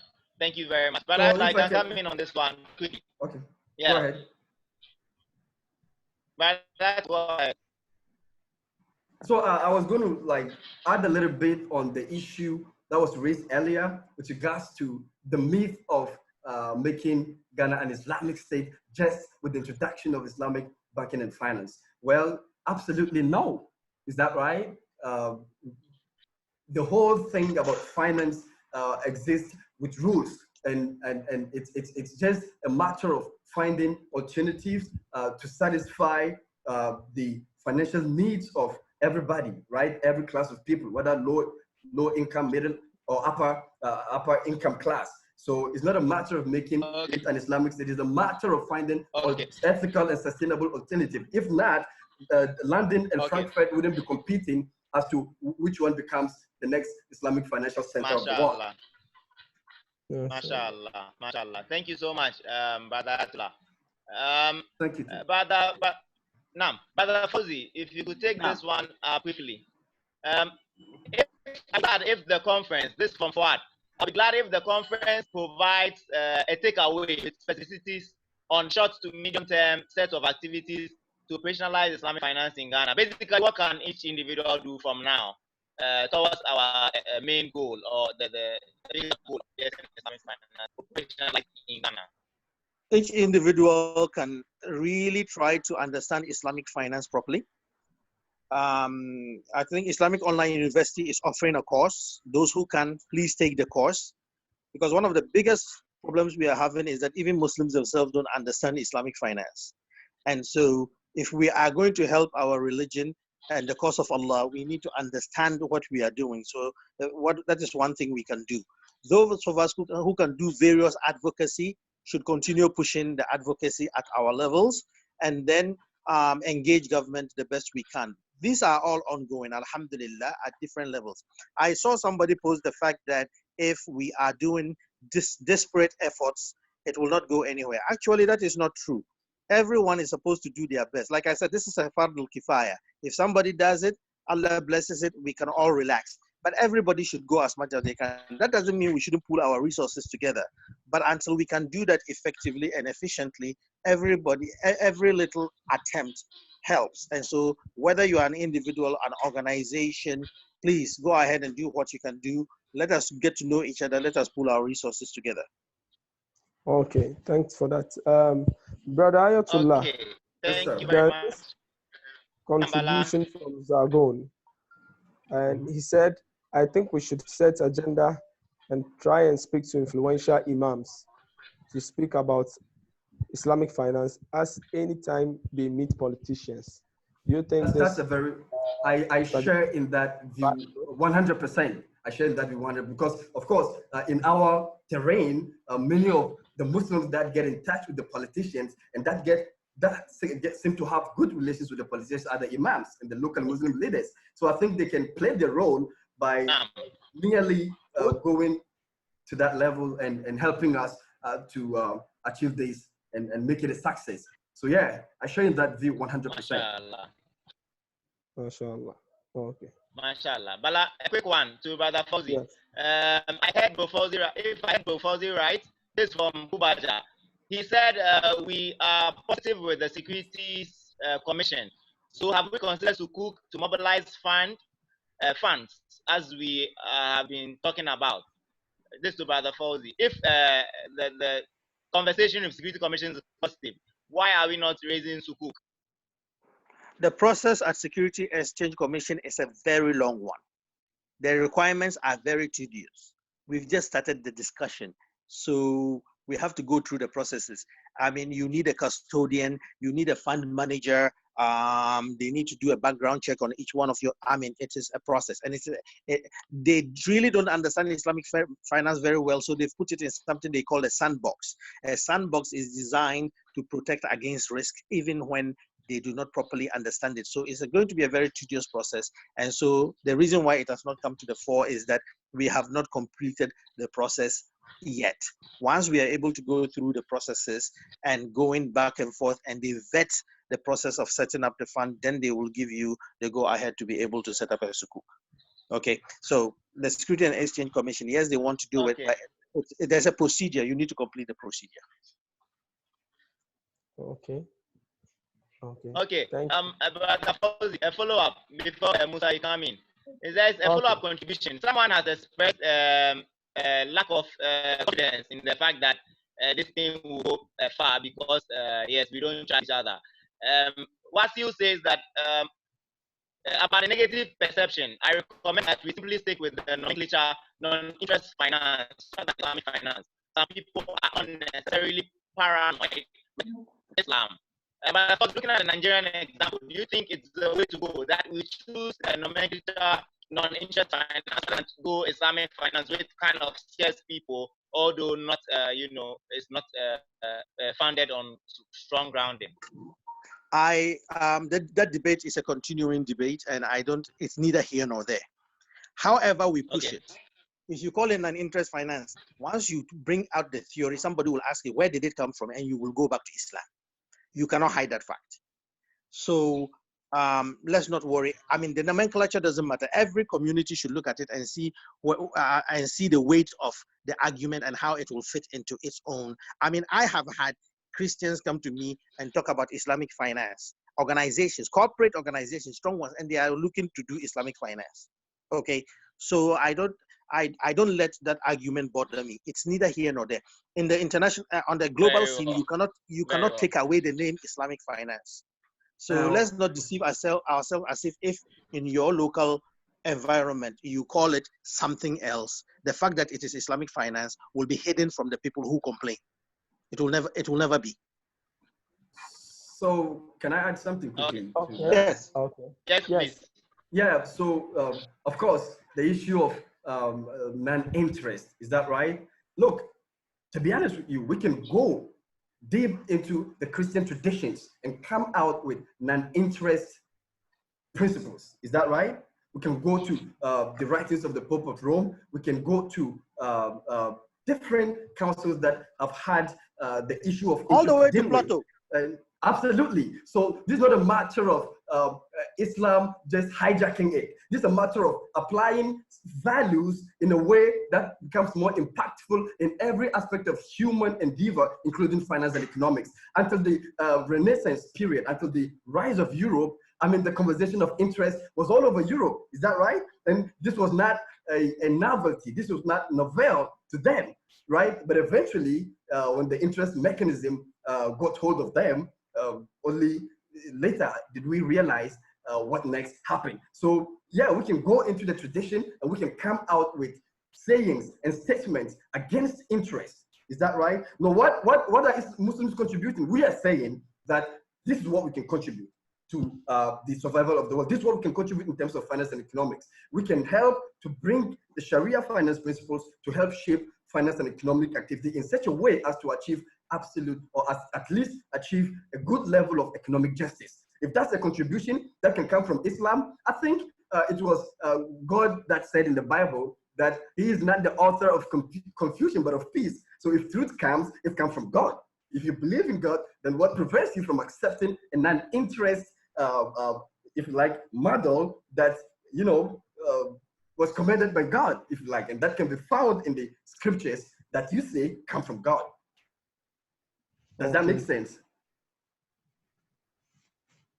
MashaAllah. Thank you so much. Bala, before you come in, everybody to like our Facebook page to keep up to date to upcoming events, the resources and publications. Inshallah, the presentations here would be uploaded. It's actually on Facebook Live, and it will also uploaded on our website. That's the presentations, the PPTs, and what I've used. And you can still send your questions on our Facebook page or our email, info@ifrig.org. Thank you so much. Bala, you can come in. Okay. This question goes to both speakers. With how we know Ghana's economy as being classified as a secular state. And in promoting Islamic finance, can we lace up with other religious bodies like the Christian faith to champion this cause together, since as we have been able to trace it as far as to Pluto, that this interest, non-interest based finance has been in existence, not now. Can we do that? Well, again, I do. Let me say that Ghana is not, we are not living in a vacuum. That's right. There's actually an entity called the Responsible Finance Institute. Alhamdulillah, one of its governors is our brother, the recent former Emir of Kano, Sanusi Lamido, Sanusi. That is spearheading this.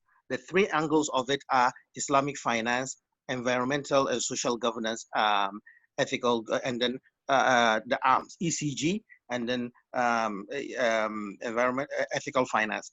The Jews have theirs, the Christians have theirs. We have these three arms actually form what they are calling the Responsible Finance Institute, a new global think tank on doing ethical financing. So the collaboration has already started. Okay. So there is no reason why we should reinvent the wheel. Okay. I'm pleased to say that in the first ever ethical finance conference, Ghana was represented by the Bank of Ghana, was represented by EcoBank, and was represented by the then Royal Bank. Okay. So alhamdulillah, it was actually the first international global program that Ghana represented itself to announce itself as being ready to participate in the Global Ethical Finance Forum, and specifically Islamic finance. MashaAllah, thanks for that insight. Mr. Saidu, what's your take on that? So just to say, yeah, that is possible because, of course, all over the world, not just Ghana, we are witnessing the gradual rise of the need to accept and apply more ethical alternatives. And we are witnessing the trends of the green economy and in Islamic finance. I just read to you about Indonesia having gone even to the point of issuing a green sukuk, right? It's a matter of green economy. And this green economy is one that is sustainable and that has no necessarily religious connotation. It's just a matter of going in a way that you can achieve the sustainable development goals. And again, the secular economy, that's one receiving gradual global dominance. And it's a lot of work being done in that area, but the aim of the secular economy is to achieve a zero waste secular society. Now, this phenomenon seemed to have started following the 2008-2009 financial crisis, where there was a need to move away from this conventional secular stagnation financial mentality, where you just concentrate finance within a certain circle, interest-based, such a way that it becomes even relatively hard to achieve financial inclusion and to achieve real economic development. But it's in the right direction, and Islamic finance is here to the zero waste, in addition to the zero waste agenda, Islamic finance adds the no interest or zero interest agenda. You see, this makes it even more sustainable, if you like, right? So we don't just have the zero waste ability, we also have the zero interest ability. And this can achieve more sustainability, this can achieve more financial stability, and this can achieve real economic development. The point is real economic, not just any economic development, but real economic development. And Islamic finance, by definition, connects resources more to the real economy than conventional finance does. So where does the ball lie? It's just a matter of taking the step. It's just a matter of acknowledging the reality and believing that you can do it and taking the right steps to achieve it. Okay. MashaAllah. Thanks for that submission. And on this note, we want to take this opportunity to thank all participants those we were not able to read your questions due to time constraints, we plead on you to pardon us for that.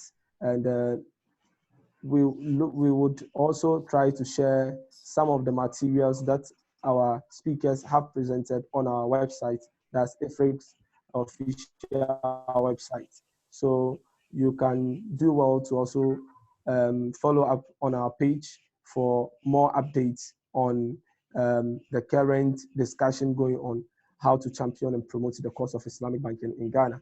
We thank our speakers again for having the time to discuss these topics with us. Brother Fawzi and Brother Saidu, please kindly give us your last words.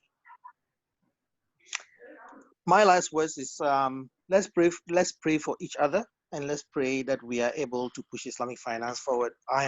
Though a lot of us see the process as slow, I am very impressed with where we have gotten to. Not satisfied, but very impressed. And I believe that having seen what I have seen and what has gone through, the challenges we are facing, as they say, Allah's time is the best. And Allah has not forgotten about us. And Islamic finance is coming to Ghana. I promise you, it will be here, and then we will get the relief we need. Let's pray. Let's put our efforts together, and very soon we will see light at the end of the tunnel, inshallah. Inshallah. Well said by our resourceful person, Brother Fawzi. Yes, Brother Saidu. So I would like to close by this data from the UK Islamic Finance Center that says that there is about $3.8 trillion of global Islamic finance sector, right? And $2.5 trillion of investment opportunity in the SDGs, right? I can tell you for a fact that, there's a lot we can do in this area. So far as there's the need for sustainable development, there is the need for secular Islamic finance and economy. And therefore, from the Ghana angle, I can see for a fact that while there has been a genuine commitment to providing the regulatory ambience for IBF in Ghana, there's a need to intensify the efforts since Ghana has more to gain, of course, in terms of additional financial resources than to lose from the development of Islamic banking and finance. So I'm for it.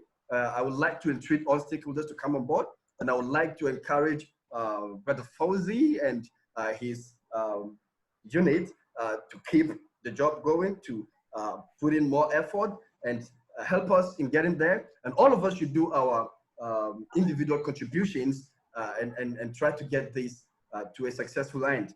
There's a lot we can get from it, then we can lose, and the need for us to have a better economic impact is 100. And therefore, even COVID-19 says a lot about that. Remember, after COVID-19, we're going to witness a rise of new economic thinking, or if you like, a new trend about new economic thinking. And if it has to do with new economic thinking, what did we not have from the works of Ibn Khaldun, the father of economics, to begin with? That right? So let's bring all our resources on board. Let's put in the efforts. Let's try as much as we can to get the ball, hit the ground running, and get the ball rolling. Inshallah, Allah will be in support of us, and we can also help to achieve this with our collective effort. And thank you very much for this opportunity. Thank you very much for IFRIC. And IFRIC too has to be encouraged to continue the job. It's a lot we can do in our individual capacities to help in this. It's pretty much a case of sadaqah, right? And we all have a role to play, and we've just started. Let's continue. That's what I can say. Thank you very much, and Allah bless you. Thank you very much, mashallah. I have a very quick addition before you go. Okay. The government's vision of Ghana Beyond Aid, right, is a very good policy for Islamic finance. The concept of Ghana Beyond Aid, depending on our own resources and using our own resources to develop our country, is something that Islamic finance can ride on. So even government policy is giving us a carrot to work with. Okay. this allows us to look at our own resources, pull our efforts together, and use our own resources to generate wealth that will then be used in developing our country. And we all know that our Rasul alayhi salatu wasalam said that anyone who makes begging their way of life, Allah has promised that He will humiliate that person. Ghana doesn't want to be humiliated. We want to be blessed. So depending on ourselves and our God-given resources and capabilities is the best way to go. So let's take on the challenge of Ghana Beyond Aid as part of our Islamic finance drive. MashaAllah, given our God-given capabilities, our borrowed hours from our honorable brother Fauzi and also Mr. Saidu, that yes, let's be optimistic and try to bring a measure up all the effort together. We can confront the challenge, and inshallah, it will no more be a dream but a reality for us to see Islamic banking in Ghana and also benefiting the populace, not only the Muslim Ummah. Thank you for your time, and to our participants, we would entreat on you to follow our page and for more updates on our upcoming event, inshallah. Thanks, everyone. May Allah bless all of us and may Allah accept our ibadah. Thank you to everyone. Assalamu alaikum wa rahmatullahi ta'ala wa barakatuh. Wa alaikum assalam wa rahmatullahi ta'ala wa barakatuh. Salam wa rahmatullah.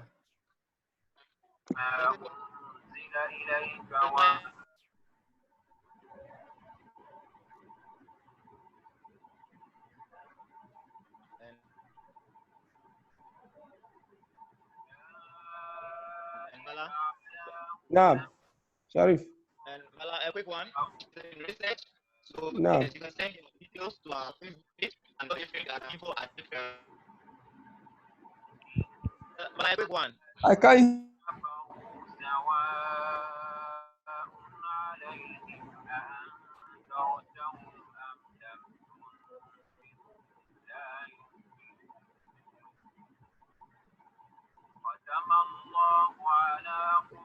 You can all join Ifrit to our Facebook.